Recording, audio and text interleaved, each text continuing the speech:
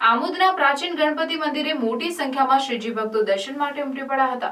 બપોરે 12 કલાકે ગણપતિ દાદાની આરતીનો સૌએ લાભ લીધો હતો। આરતી બાદ શુદ્ધ ઘીમાં બનાવેલ ચૂરમાના લાડુનો પ્રસાદ શ્રીજી ભક્તોને વહેંચવામાં આવ્યો।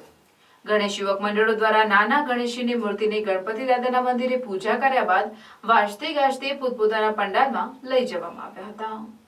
આમોદમાં આવેલ પ્રાચીન ગણપતિ મંદિરેથી આમોદ નગરના શ્રીજી ભક્તોના ઘરે ગણેશ ચતુર્થીના દિવસે દેશી ઘીના ચૂરમાના લાડુ વહેંચવામાં આવ્યા હતા।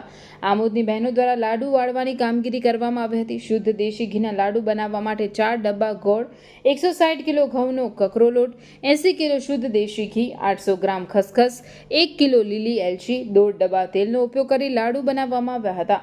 આમોદમાં ગણપતિ મંદિરે બનાવેલ લાડુ દરેક શ્રીજી ભક્તોના ઘરે પહોંચે તે માટે દરેક વિસ્તારના ગણેશ યુવક મંડળને તૈયાર કરવામાં આવ્યા છે। આમોદમાં આવેલ પ્રાચીન ગણપતિ મંદિરની પ્રતિમા સ્વયંભૂ નીકળેલા પ્રતિભા છે, જે રિદ્ધિ સિદ્ધિ સહિતના 3 નેત્ર જમણી સૂંઢવાળા ગણપતિ દાદાની અલૌકિક પ્રતિમા જોઈ રાજી થઈ સ્વયં સ્વામિનારાયણ ભગવાન જ્યારે આમોદ આવ્યા ત્યારે આરતી કરી હતી, જેનો ઉલ્લેખ હરિલીલામૃત ભાગ 4 કળશ 8 વિશ્રામ 35 પાના નંબર 222માં ઉલ્લેખ કરવામાં આવ્યો છે। वक्रतुंडम महाकाय सूर्यकोटि समप्रभ निर्विघ्नं कुरु मे देव सर्वकार्येषु सर्वदा। गजानन गणपति महाराज की जय। माરું નામ શંકરભાઈ દવે છે।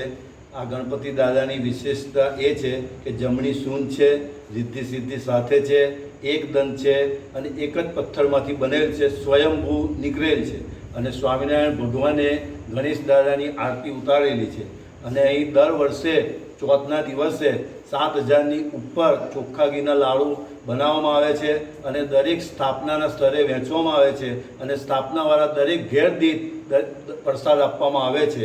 ગણપતિ દાદા વિશ્વનું કલ્યાણ કરે અને આમોદની ઉપર સવિશેષ કૃપા કરે એવી જ અભ્યર્થના। અવધૂત ચિંતન શ્રી ગુરુદેવ દત્ત। જય ગણેશ, જય ગણેશ।